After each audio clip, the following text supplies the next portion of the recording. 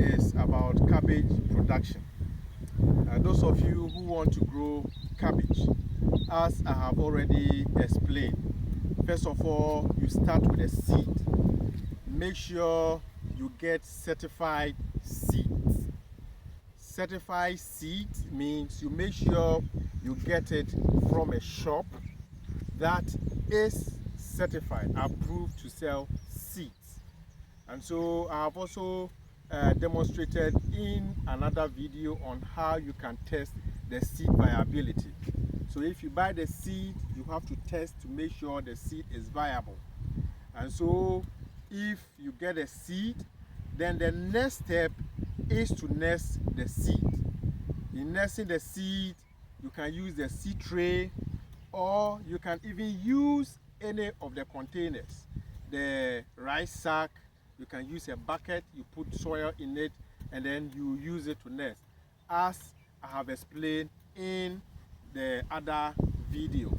And so when you nest, you wait for about 4 weeks. That is when they are fully matured, then you can transplant it. But the best is that cabbage, mostly when you nest and then it takes about 2 weeks, then you have to get another nursery. If it is a container, get another container, remove some of them, some of the seedlings into another container so that they don't overcrowd. Then when you move it to another container after 2 weeks, when you wait for another 2 weeks, they will be matured for you to transplant. And so this is a field of cabbage. This is a cabbage field.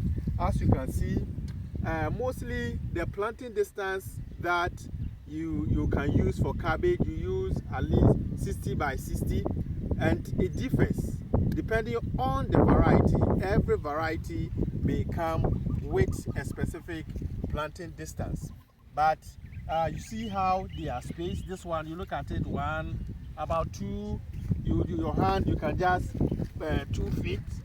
That is what you can see. So don't let them space, because if you overcrowd them, you see when they are growing, the leaf spreads. So if you don't space them up, then this leaf will touch this one, and so you are not going to get bigger heads.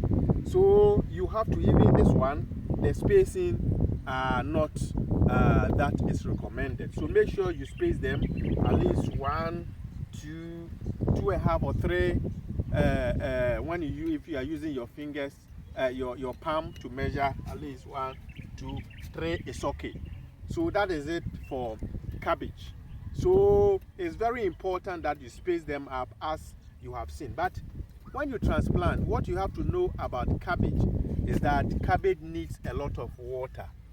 You have to water regularly. Regularly means you have to make sure there's enough more water in the soil, and then the soil has to be moist, but the soil shouldn't be soggy. Make sure you don't flood the soil, but make sure the soil is moist all the time. And with that, you are going to see your plant growing within a short time, and then you having something. And so if you don't water regularly, it is actually going to affect the growth, and it will take a lot of time before it can grow. At least from 2 to 3 months, you should have the bulbs forming, and you should be able to harvest. Latest by 3 months, you should harvest your cabbage. If you take very good care of it, even after 2 months, you can have some of them bulbing, and then you can get something to harvest. And so one thing that you have to know about cabbage is that cabbage needs a lot of attention. You have a lot of pest problem. The fruit fly, the diamondback moth larvae. When you see the damages that you have here, the holes that you see are caused by either the diamondback moth larvae, or it can be a grasshopper, or it can be snails. But the most damaging one is the diamondback moth larvae. And so you have to be spraying regularly. And in spraying, because they are larvae, caterpillars, the BT-based insecticides are very effective. BT is also organic. As you can see, look at this particular one, you can see a grasshopper. You can see a grasshopper on it.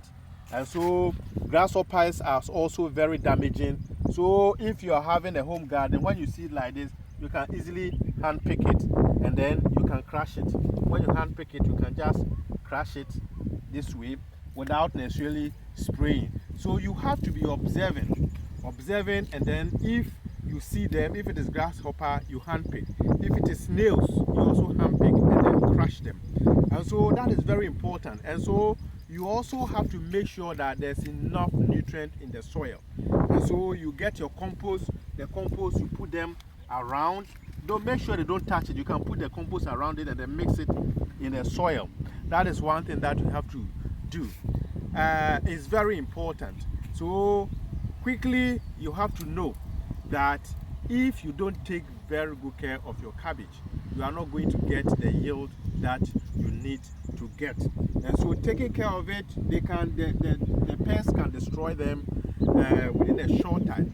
And so I have indicated, or I have outlined some of the pests that are likely to attack it and some of the management strategies that you need to apply. And so it's very important. So that is cabbage. So note that you are likely to have the diamondback moth. You are likely to have caterpillar. The diamondback moth is the adult is not damaging, but the larvae. You are also likely to have snails, and then the grasshopper being the major pest that you are going to experience on your cabbage farm. So take note of that. So those of you who want to grow cabbage, it is not difficult to grow. And if you want to use a container, then you have to make sure that you plant one seedling in a container, because you know they will spread. So you do that, and then you are sure that you can even the 5 kilo container, you can use it to grow your cabbage. So this is a short video on cabbage production. So first of all, get your seed from a reliable source. Number 2, make sure you nest them. The nursery, you can use the containers, make sure you fill them with soil, sandy loam soil, or you can use the cocoa pit. The cocoa pit, you can mix it with compost and then fill your container with it. If it is the rice sack, then you have to make sure you create holes on it, and then you can use that same container as the nursery. And then when they are mature, you can transplant them. If you are using a bed, you can transplant them in the bed, or if you want to use the container, then one seedling in a container. And the management, please make sure you read what has been written on the label.